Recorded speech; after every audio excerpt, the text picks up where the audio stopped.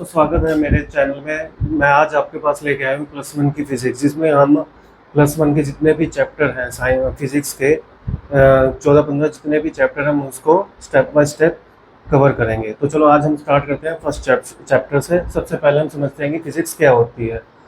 आजकल फिज़िक्स मतलब कि जितनी भी साइंस की तरक्की वगैरह हो रही है वो फिज़िक्स की वजह से ही हो रही है। अगर फिज़िक्स के लॉज हमें ना पता होते तो हम ज़्यादा प्रोग्रेस नहीं कर पाते।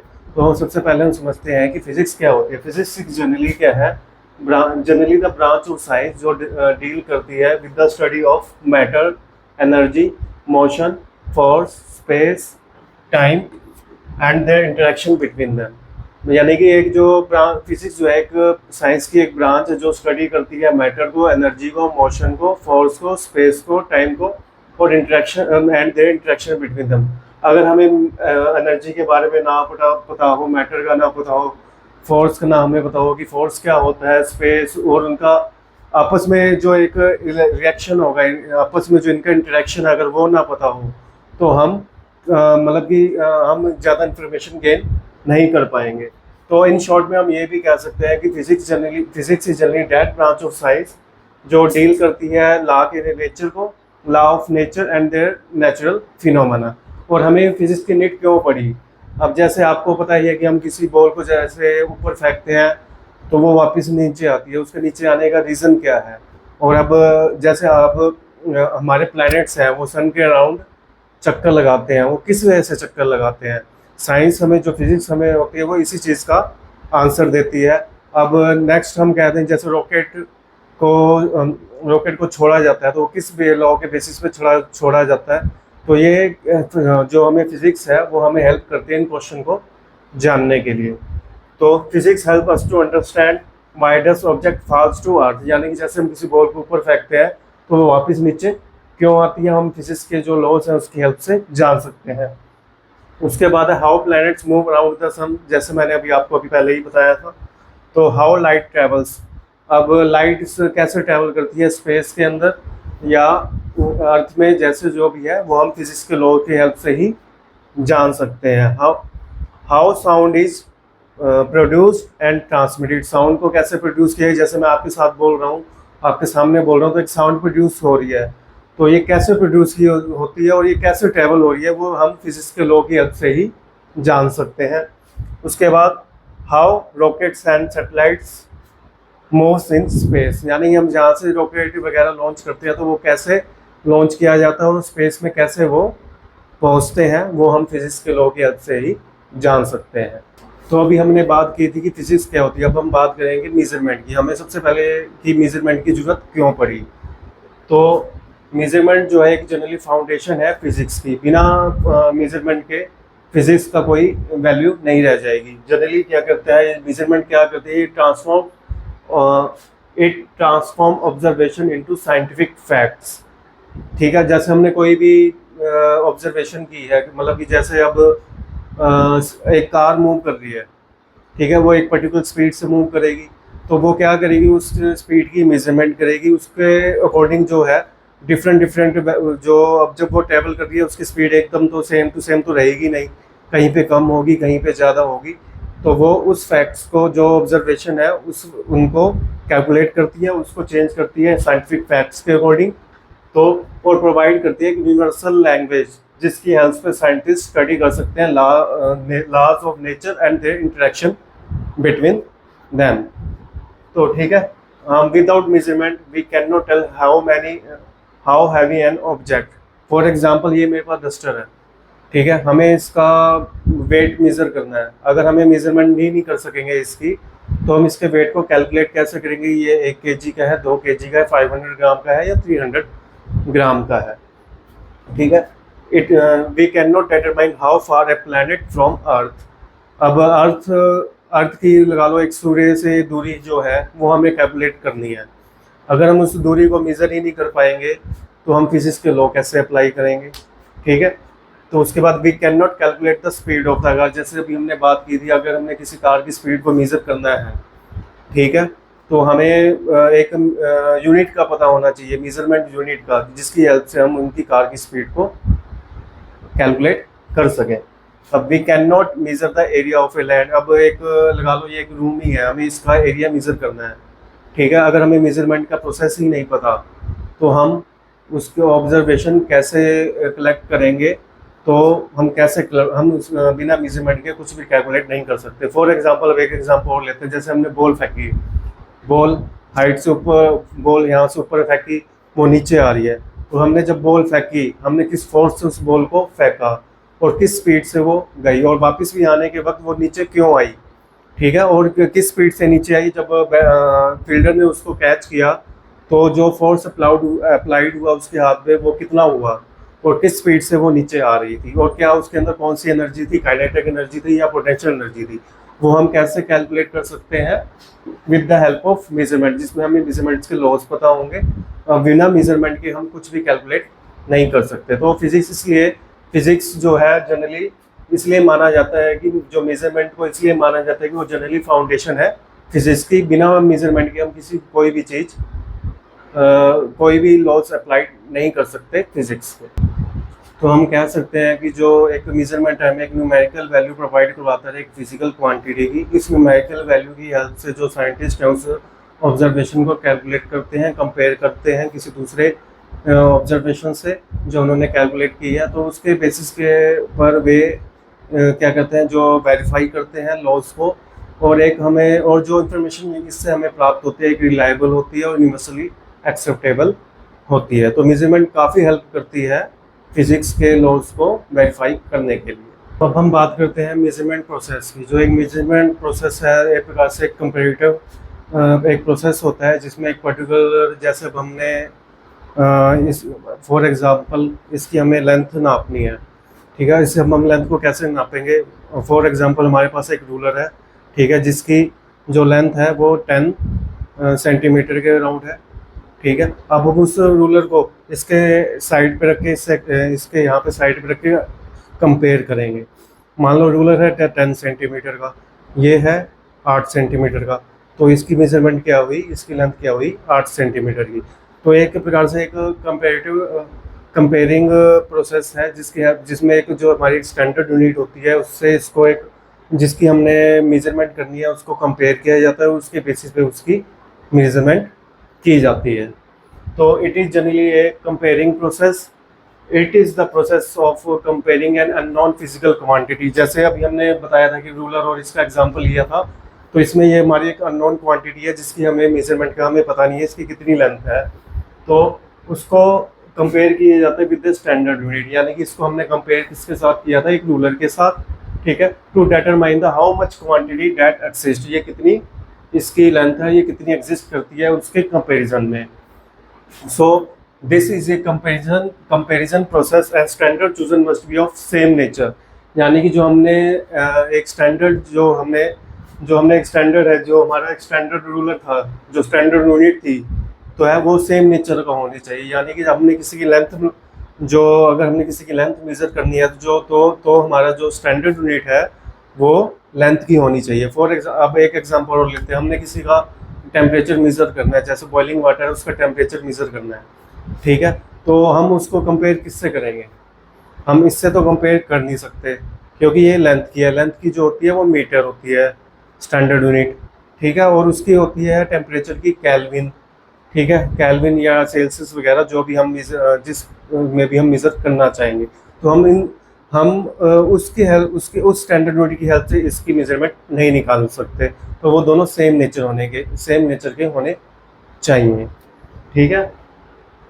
तो उसके बाद इन टर्म्स अब कंपोनेंट्स क्या होते हैं मेजरमेंट के। मेजरमेंट के जनरली दो कंपोनेंट होते हैं, एक numerical value which represent the numerical part. यानी कि जब अब हम मान लें इसकी जो लेंथ है वो मान लेते हैं कि 8 सेंटीमीटर है, तो इसका जो न्यूमेरिकल वैल्यू क्या होगी 8, तो ये तुम्हारा क्या हुआ न्यूमेरिकल पार्ट। अब सेंटीमीटर कहाँ है, यहाँ पे क्या है उसकी यूनिट, ठीक है, मीटर सेंटीमीटर जो है तुम्हारे एक प्रकार से यूनिट है। एक जो यूनिट होती है एक इंटरनेशनली एक्सेप्टेबल होती है, एक फिक्स होती है, ठीक है, और रिप्रेजेंट करती है यूनिट पार्ट ऑफ मेजरमेंट को कि मीटर में है या सेंटीमीटर में है। अगर हम अब बात करें एक फॉर्मूले की, तो क्यू तुम्हारा क्या होता है N × U, ठीक है। क्यू तुम्हारा हो गया जो टोटल मैग्नीट्यूड एन तुम्हारा हो गया न्यूमेरिकल वैल्यू, यू हो गया यूनिट। फॉर एग्जांपल अब हमने किसी का मैग्नीट्यूड निकालना है, ठीक है, क्यों, तो हमें एन दिया हुआ है, ठीक है, मान लो कि 8 है और उसकी यूनिट दी हुई है सेंटीमीटर में, तो उसका मैग्नीट्यूड क्या हो गया, 8 सेंटीमीटर। तो ये था हमारा मेजरमेंट प्रोसेस। अब हम बात करेंगे इसके बाद यूनिट्स की। तो दोस्तों अब हम बात करने जा रहे हैं कि मास क्या होता है। मास जनरली क्या होता है, amount of matter present in a material. तो क्या होता है, हम पढ़ते हैं mass. Mass is the physical quantity, एक फिजिकल क्वांटिटी है that measures the amount of matter, यानी कि किसी सब्सटेंस के अंदर कितना मैटर प्रेजेंट है उसको कैलकुलेट करने के लिए हेल्प करती है, ठीक है।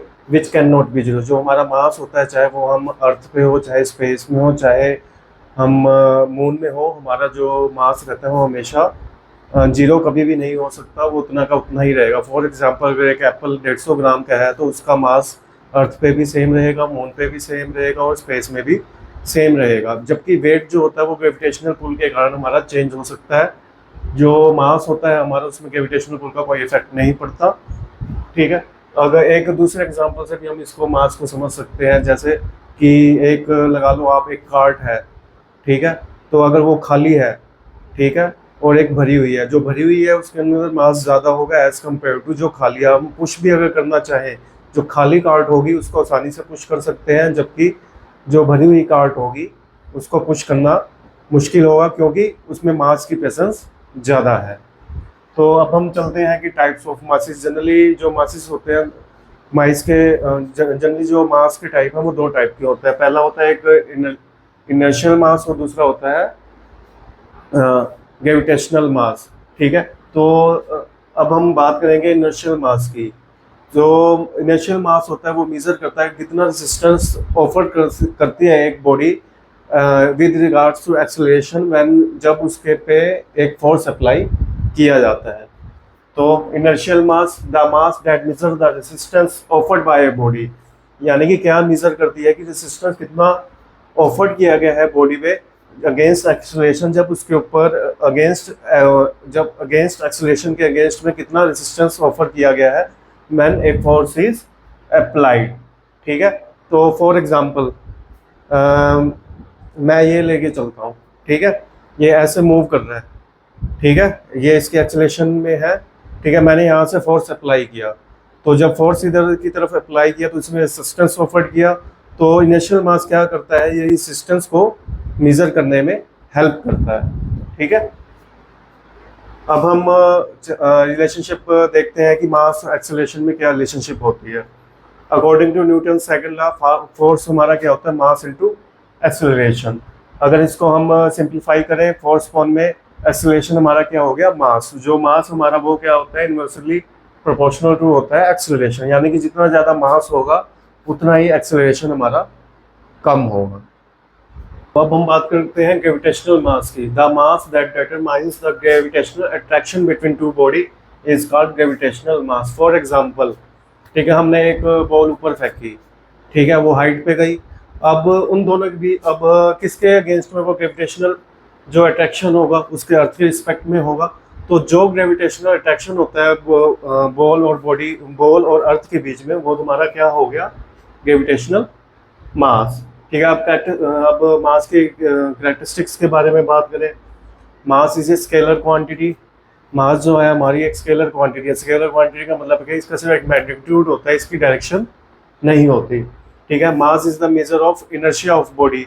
जैसे हमने इनर्शियल मास के बारे में बताया था, जिसमें जो बॉडी है वो रेजिस्टेंस ऑफर करती है against acceleration when force is applied, ठीक है। उसके बाद है mass remains constant from place to place, यानी कि मास हमारा, अगर किसी बॉडी के अंदर मास हमारा 150 ग्राम वगैरह है तो वो हर जगह पे सेम ही रहेगा, चाहे वो मून हो, चाहे स्पेस हो, चाहे अर्थ हो, या कोई और प्लैनेट हो। और mass does not depend on gravity, ठीक है, मास ग्रेविटी पे बिल्कुल भी डिपेंड नहीं करता, वो हर जगह सेम रहेगा। अब हम बात करें यूनिट क्या होती है मास की, अगर एसआई के अकॉर्डिंग देखें तो मास की यूनिट होगी किलोग्राम, अगर सीजीएस सिस्टम के अकॉर्डिंग देखें तो उसकी यूनिट होगी ग्राम। अब हम बात करेंगे लेंथ के बारे में। तो हमारी लेंथ क्या होती है, मेजर ऑफ डिस्टेंस होती है बिटवीन 2 पॉइंट्स। फॉर एग्जांपल, एक पॉइंट ये है और एक पॉइंट ये है, हम हमें इन दोनों के बीच में डिस्टेंस मेजर करनी है। तो यहाँ से लेकर यहाँ तक जो भी इन्होंने दूरी तय की, ठीक है, चाहे वो 1 मीटर हो, 2 मीटर हो या 3 मीटर हो, वो हमारी क्या हो जाएगी, लेंथ। तो हम कह सकते हैं length is the measurement of distance between the 2 points और द एक्सटेंट ऑफ बॉडी, यानी कि बॉडी जितनी यहाँ से वहाँ तक जितना उसने एक्सटेंड किया। एंड उसके बाद अगर बात करें जो हमारी यूनिट होती है, अगर एसआई सिस्टम की बात करें तो उसकी यूनिट होती है मीटर, ठीक है। अब हम बात करते हैं कैरेक्टरिस्टिक्स क्या होती है लेंथ की। सबसे पहले length is fundamental physical quantity, ठीक है, इसके बारे में हम आगे बात करेंगे, ठीक है। Length is a scalar quantity, जैसे अभी मैंने बताया था, जो स्केलर क्वांटिटी क्या होती है, जिनका सिर्फ मैग्नीट्यूड होता है, डायरेक्शन नहीं होती। Length is independent of direction, same जो अभी मैंने बताया। तो length is the measurement by comparing with standard unit. For example जैसे 1 kg का जो अब हमने 1 kg नहीं, मान लो कि हमारे पास एक रूलर है 10 सेंटीमीटर का। तो हम क्या करते हैं, अब हमने अगर इसकी चौक की ही लेंथ निकालनी है तो हम उसको एक रूलर के अगेंस्ट में सेट कर देंगे। अगर वो 10 सेंटीमीटर का है तो मान लो कि ये चौक होगा 2 सेंटीमीटर के अराउंड या 1 सेंटीमीटर के अराउंड। तो उसको क्या किया, एक रूलर हमारी क्या होगी, एक स्टैंडर्ड यूनिट, ठीक है, उस स्टैंडर्ड यूनिट के अगेंस्ट में इसको कंपेयर किया गया। तो उसकी हेल्प से हमने मेज़र कर लिया कि ये कितनी, इसकी लेंथ कितनी है। अब हम बात करते हैं कि टाइम क्या होता है। Time is generally measure of the duration of events and their interval between them. For example एक पॉइंट है, ठीक है, एक पॉइंट ये है, यहाँ से मुझे यहाँ जाना है, ठीक है। तो यहाँ से लेकर यहाँ जाने में मुझे कितनी ड्यूरेशन लगी, तो वो हमारा क्या होता है, टाइम। फॉर एग्जांपल यहाँ से यहाँ जाने में मुझे लगे 5 मिनट्स, तो ये हमारा क्या हो गया, टाइम 5 मिनट्स, ठीक है। अगर हम बात कर ले अर्लियर डेफिनेशन की, जो अर्लियर डेफिनेशन थी, फॉर एग्जांपल एक लेके चलो, ठीक है, ये हमारे पास एक सिंपल पेंडुलम है, एक सिंपल पेंडुलम जिसमें एक जैसे धागा होता है एक, ठीक है, तो उसके एंड पे एक बॉल लगी होती है, ठीक है। अगर हम इसको यहाँ से छोड़ें, ठीक है, वो जिसकी लेंथ होनी चाहिए 1 मीटर, ठीक है, 1 सेकंड की टाइम के बारे में मैं बता रहा हूँ, ठीक है। इसको हमने यहाँ से छोड़ा, ठीक है, ये जो हमने छोड़ा ये हमारा एक्सट्रीम पॉइंट था, ठीक है। यहाँ से छोड़ने के बाद जो इसका यहाँ तक पहुँचा, जो एक्सट्रीम पॉइंट को होगा, ठीक है, दोनों का जो यहाँ से यहाँ पहुँचने में इसको जितना टाइम लगा वो हमारा क्या कहलाएगा, 1 सेकंड।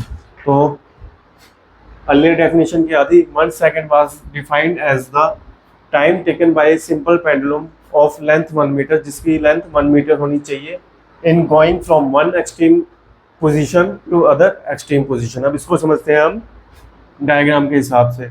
एक मान लो एक ये यहाँ से एक पेंडुलम है जिसकी जो लेंथ है 1 मीटर है और ये इसकी मेन पोजीशन है, ठीक है। हमने इसको खींचा, मान लिया कि ये इसकी एक्सट्रीम पोजीशन है। खींचने के बाद हमने इसको छोड़ा, तो उसके बाद उसकी जो नेक्स्ट एक्सट्रीम पोजीशन थी ये थी, वहाँ से ये वापस आ गया और ऐसे लगातार घूमता रह गया। तो यहाँ से लेकर यहाँ जहाँ तक जाने में इसको कितना टाइम लगा, वो हमारा हो गया 1 सेकेंड। तो दोस्तों अब हम बात करेंगे सोलर डे के बारे में। जैसे अभी मैंने आपको पढ़ाया था कि पेंडुलम को पहले टाइम मेजर करने के लिए यूज़ किया जाता था, लेकिन उसके अंदर कुछ डिफेक्ट्स थे। जैसे जैसे क्लॉक एडवांस होती गई उसके अंदर मतलब कि जो हमारा पेंडुलम था वो एग्जैक्ट टाइम नहीं दे पाता था एग्जैक्ट इंटरवल पे। तो हमारे जो फिजिस्ट वगैरह थे उन्होंने सूरज की तरफ कह रहा हूँ, आकाश की तरफ देखना स्टार्ट किया। तो उसके अकॉर्डिंग उन्होंने एक जो टाइम थी उसकी एक नई डेफिनेशन दी। तो सबसे पहले हम बात करेंगे एक सोलर डे क्या होता है, ठीक है।